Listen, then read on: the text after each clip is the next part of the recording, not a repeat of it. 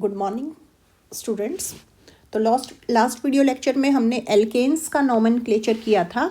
आज के इस वीडियो लेक्चर में हम नोमेनक्लेचर करेंगे एल्कीन्स का और एल्काइंस का। ठीक है, तो ये जो एल्कीन्स और एल्काइंस हैं, दीज आर अनसैचुरेटेड हाइड्रोकार्बन। ठीक है, ये अनसैचुरेटेड हाइड्रोकार्बन है, ए साइक्लिक अनसैचुरेटेड हाइड्रोकार्बन, यानी कि ओपन चेन हाइड्रोकार्बन। और इन ओपन चेन हाइड्रोकार्बन्स को हम जो है क्लासीफाई कर सकते हैं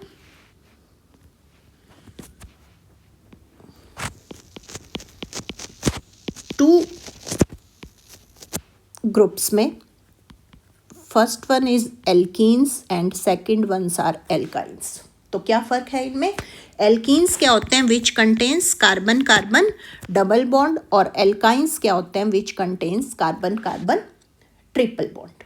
ठीक है, और अगर जनरल फार्मूला की बात करें तो एल्कीन्स का जनरल फार्मूला होता है CnH2n और एल्काइंस का जनरल फार्मूला होता है CnH2n-2। तो जो एल्केन्स का था उसका CnH2n+2 था, यानी कि double the number of carbon atom से 2 कार्बन ज़्यादा।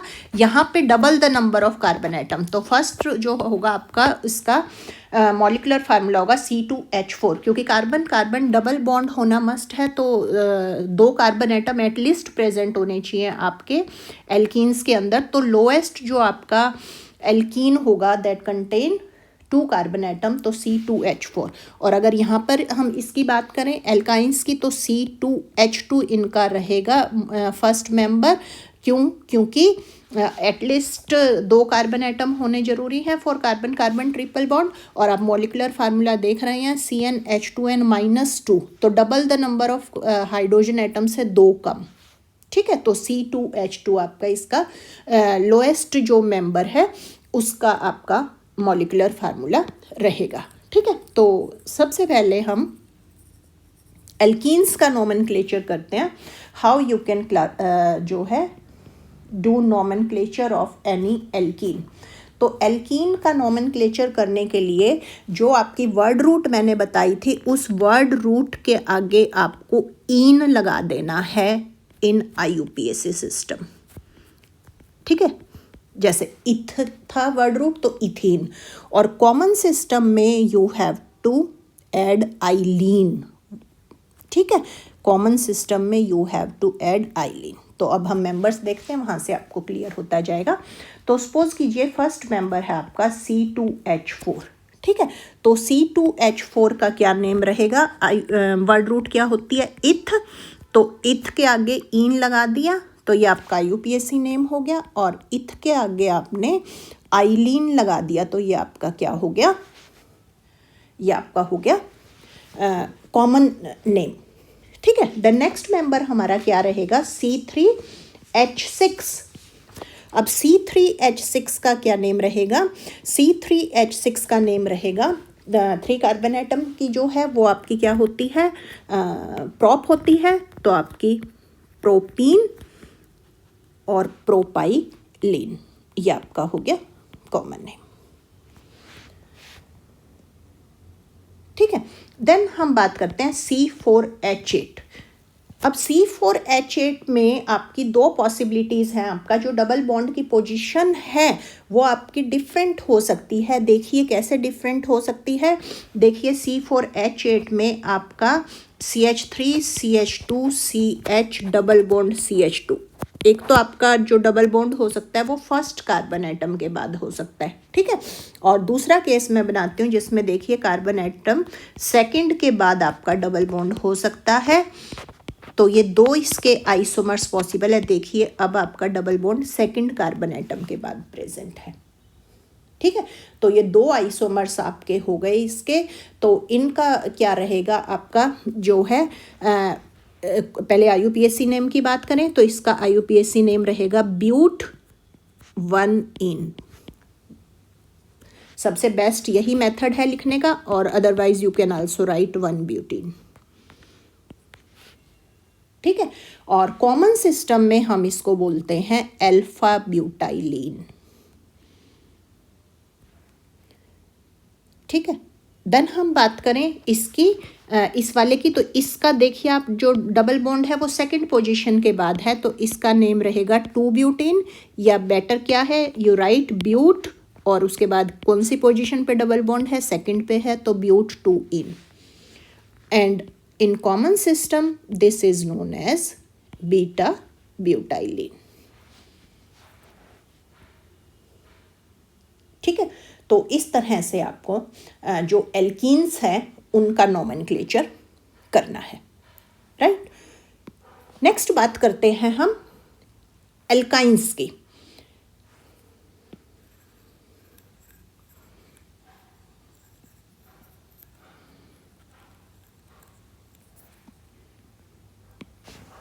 अब एल्काइंस मैंने आपको क्या बताए थे, which contain carbon carbon triple bond.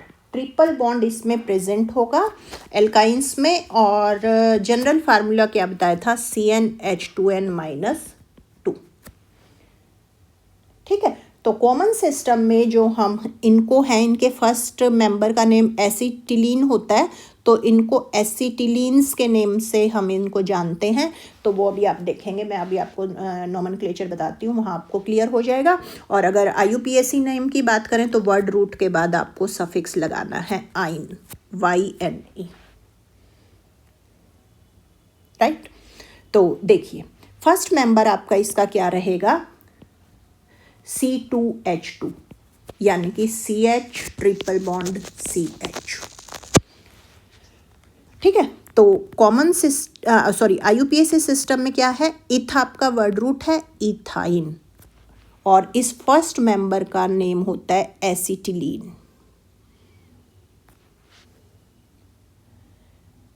ठीक है, देन आप बात करें नेक्स्ट मेंबर आपका हो जाएगा C3H4। अब C3H4 का अगर आप स्ट्रक्चर लिखें तो आपका बनेगा CH3C ट्रिपल बॉन्ड CH। ठीक है, तो इसका जो IUPAC नेम है वो तो हो गया आपका प्रोपाइन, और मैंने आपको बताया था कॉमन सिस्टम में इनको एसिटाइलिन्स के नेम से भी हम इनको रिकॉग्नाइज करते हैं। तो ये आपका एसिटिलीन था। इस एसिटिलीन का एक हाइड्रोजन हटा के आपने क्या लगाया है, मिथाइल ग्रुप लगाया है, तो इसका जो कॉमन नेम हो जाएगा वो आपका हो जाएगा मिथाइल एसिटिलीन। और मिथाइल एसिटिलीन के साथ साथ हम इसको कॉमन नेम में एलाइलीन भी बोलते हैं। ठीक है, देन हम नेक्स्ट मेंबर की बात करते हैं। नेक्स्ट मेंबर हमारा क्या रहेगा, 4 कार्बन एटम वाला, तो मॉलिक्यूलर फार्मूला उसका क्या रहेगा आपका C4H6। अब C4H6 के देखिए आपके दो स्ट्रक्चर होंगे, एक तो जो कार्बन कार्बन ट्रिपल बॉन्ड होगा वो आपका होगा फर्स्ट कार्बन एटम के बाद, और एक आपका जो कार्बन कार्बन ट्रिपल बॉन्ड होगा वो होगा सेकंड कार्बन एटम के बाद। देखिए इसमें जो आपका है वो है फर्स्ट कार्बन एटम के बाद, अगर आप नंबरिंग करते हैं 1 2 3 4, और अगर आप यहाँ देखें तो 1 2 3 4 सेकंड कार्बन एटम के बाद आपका ट्रिपल बॉन्ड प्रेजेंट है। ठीक है, तो IUPAC सिस्टम में तो कोई दिक्कत ही नहीं है, आप सिंपली क्या लिखेंगे, ब्यूट 1 आइन, एंड इसका हो जाएगा 4 कार्बन एटम है तो ब्यूट आपकी वर्ड रूट हो गई, सेकंड कार्बन एटम के बाद ट्रिपल बॉन्ड है तो ब्यूट 2 आइन आपका इसका नेम हो जाएगा। ठीक है, और अगर हम बात करें अपने कॉमन सिस्टम की, तो कॉमन सिस्टम में अब आप देखिए इसमें एसिटिलीन का हाइड्रोजन हटा के आपने क्या ग्रुप लगाया है, इथाइल ग्रुप लगाया है, तो इसका जो कॉमन नेम है वो आपका क्या हो जाएगा, वो आपका हो जाएगा इथाइल एसिटिलीन। ठीक है, और इसको अल्फा क्रोटो नाइलिन भी बोलते हैं कॉमन सिस्टम में।